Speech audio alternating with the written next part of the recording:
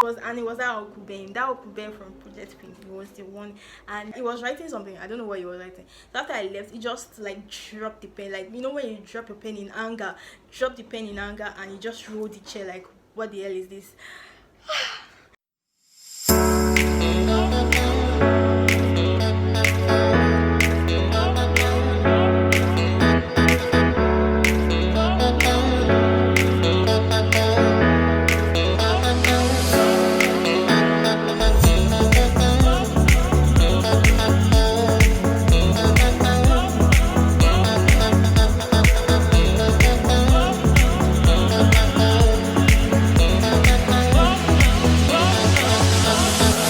Hi guys, welcome back to my YouTube channel. It's your girl Ajoke, the YouTuber, and I'm back again with another video. If this is your first time here, welcome to the channel. Joke is my name. If this is not your first time, welcome back to the channel. Thank you for clicking on one of my videos again. So today we are going to be doing a story time, yeah. But before we go into this video, please subscribe if you've not subscribed to this channel. Subscribe to this channel, turn on your post notifications, like, comment, and do all those good stuff, okay? So today I'm going to be sharing this story about okay, this story is quite embarrassing for me because you know it's quite embarrassing, I'm not going to lie. But this happened back in, I think, 2017. Yeah, it was immediately after my secondary school, so I think that was 2017. Yeah, if I'm correct, 2017. Well, I don't even know why I'm sharing it with you guys, but it's actually funny.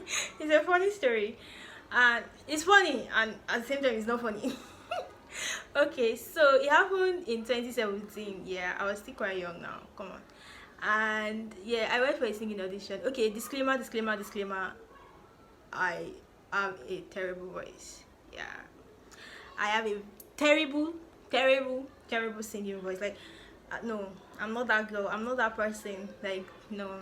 But I still went for a singing audition. I'm sure you're wondering why, like what made you do it.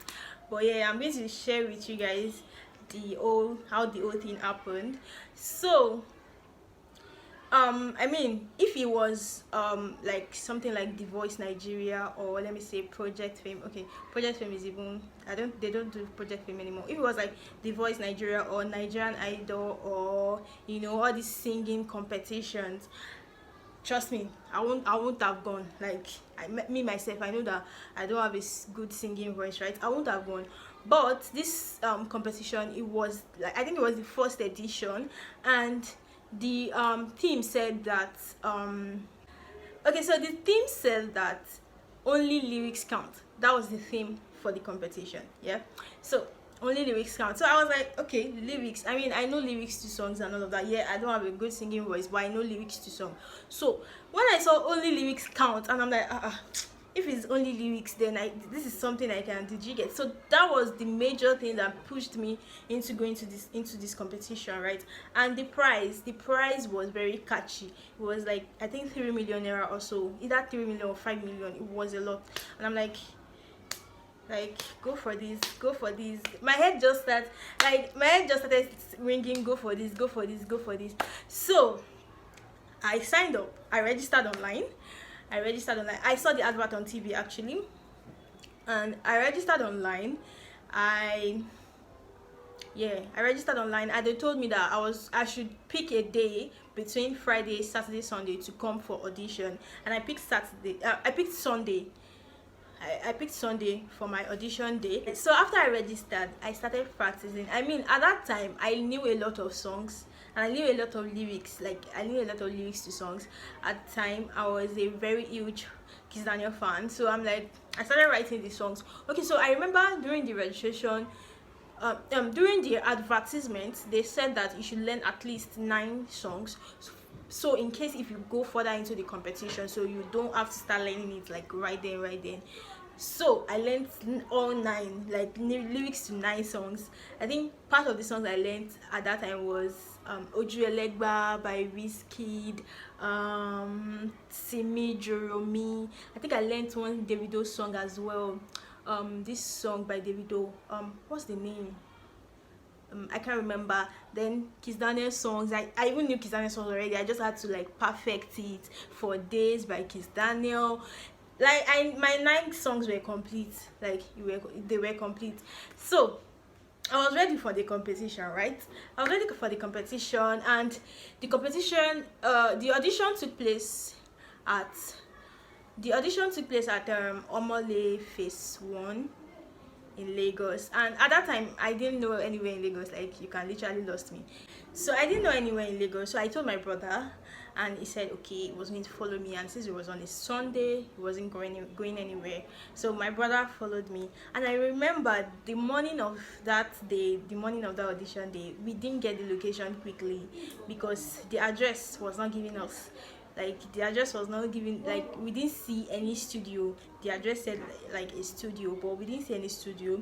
And we were asking people, and they said they didn't know. And I remember I wanted to start crying that day. I was like, is this the devil's handwork? Like, are my village people following me? I wanted to cry because I was like, no, I've practiced a lot for this and everything. And I was already sad. But later on, we saw somebody that wore a shirt that they wrote the name of the competition on it. So we just went there. So after we got there, so our guidance, we were asked to sit somewhere, and we the contestants, we sat somewhere. They gave us numbers. I think I was number 7, and on that day, yeah, I think I was number 7. So they gave us tag numbers now, and we put it on our neck. So when they gave us the tag, I was number 7. Yeah, I was number 7. I sat down. Like, we were about like 50 or even more that day, and that was like for just Sunday alone. We were about like 50. And when they started calling, they started from number 1, obviously, and number 1 went in, came out, and we're like, how was it? Like, from outside, you can hear them inside the studio, and you hear how the person is singing. And I was hearing voices, and I was like, I remember they were even this twin. They came and they were like a duet and everything. They were singing. I was hearing voices, and I'm like, okay, what are you looking for here? Oh, who sent you message? But I was still like, okay, since they say only lyrics count, that was the whole thing that was on my mind, only lyrics count. And when number 1 went, came out number 2, I remember some people went and came out, and they were like, oh, they told them that they should sing any international artist song. Like, I was at that point, I was a little bit scared because all the songs I practiced were Nigerian songs. But I remember I knew this song by John Legend, All of You. I think everybody in my school knew that song that time. But I remember I knew All of You, so I was trying to remember it. I was like, because all of you love all of me. I was trying to remember it, and there was this other song I knew. I was trying to remember it and everything. And then somebody else went in and came out and said that the judges gave them the song to sing. Like, okay, you have to sing this particular song, and if you don't know it, that's it. I started praying. I was like, please, oh, let my own not be like this, oh, please. So when it was my turn, called Cassetta 7, blah blah blah blah blah, and I went in. When I went in,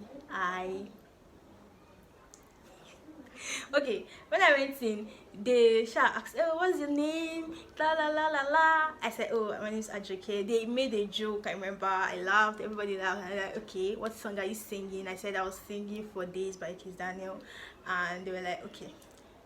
And you guys, please.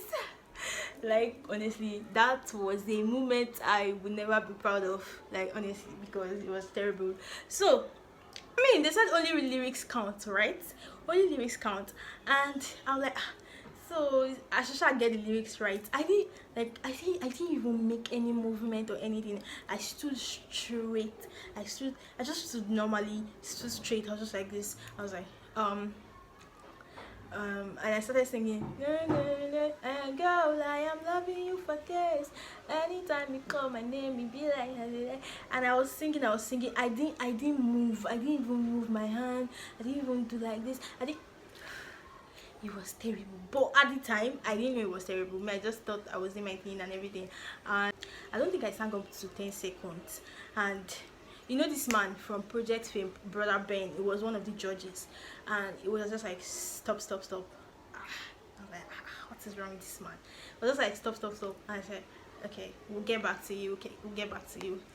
Hey, And at that time, I didn't know that when they tell you in Nigeria that we'll get back to you, it means they'll probably never get back to you. I didn't know. So when I heard we'll get back to you, I was happy. I was like, okay. I left.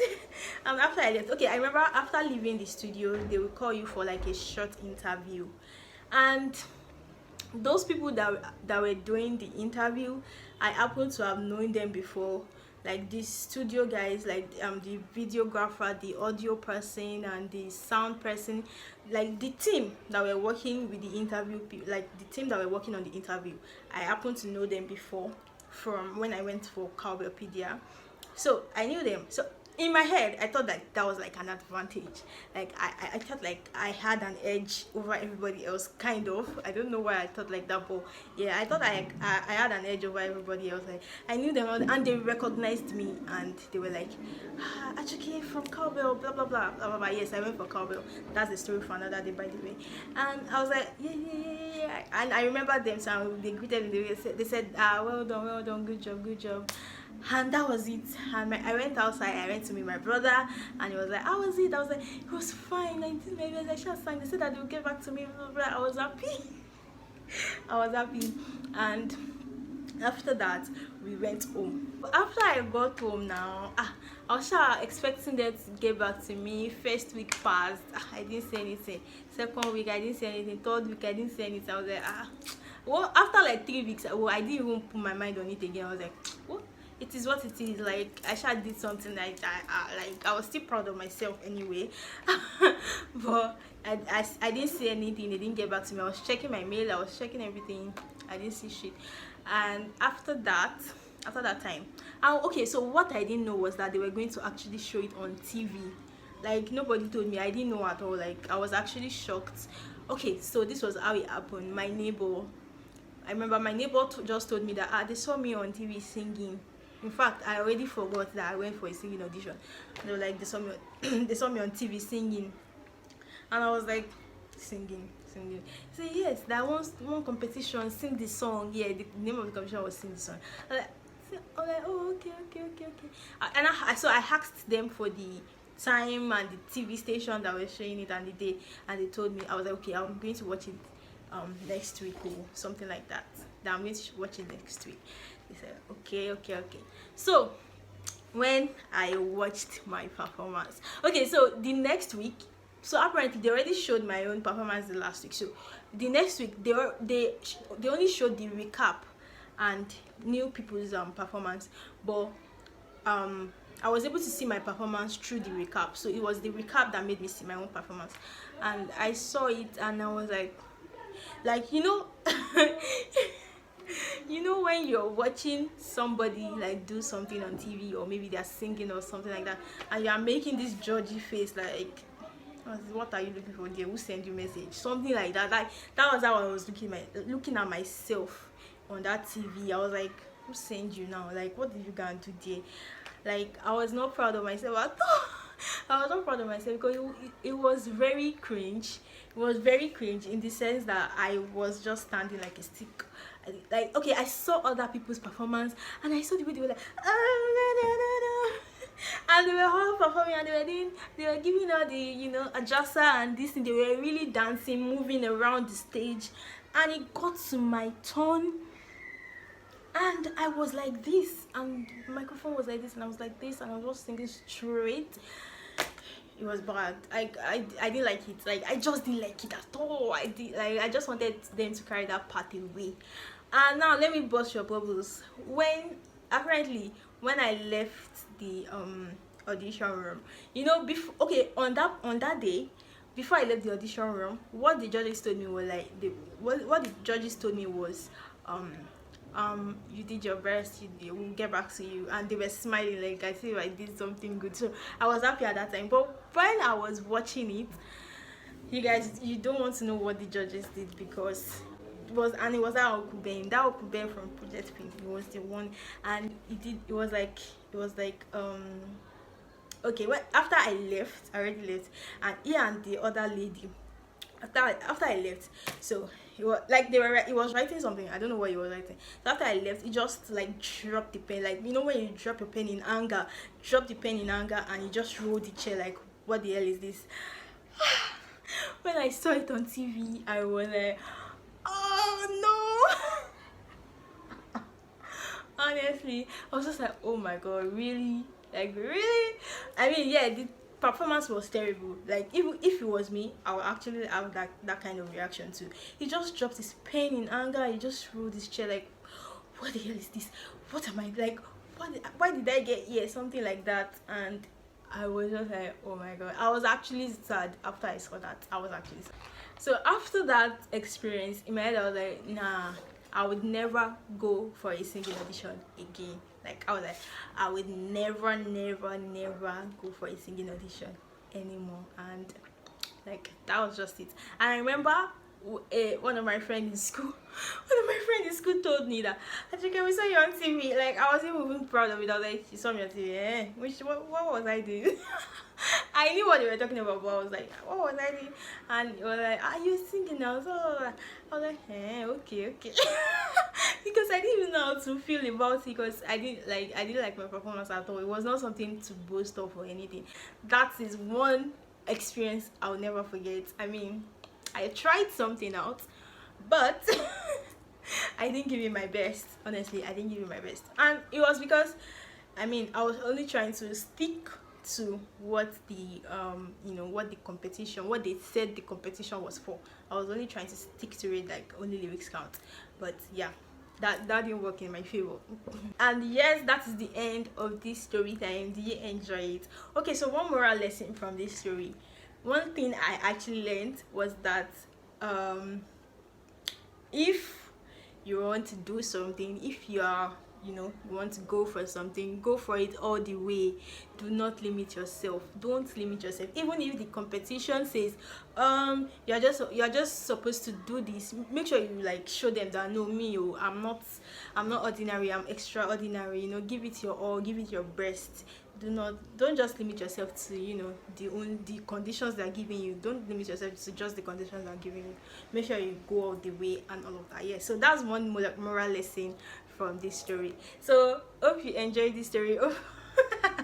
I don't know, did you enjoy it?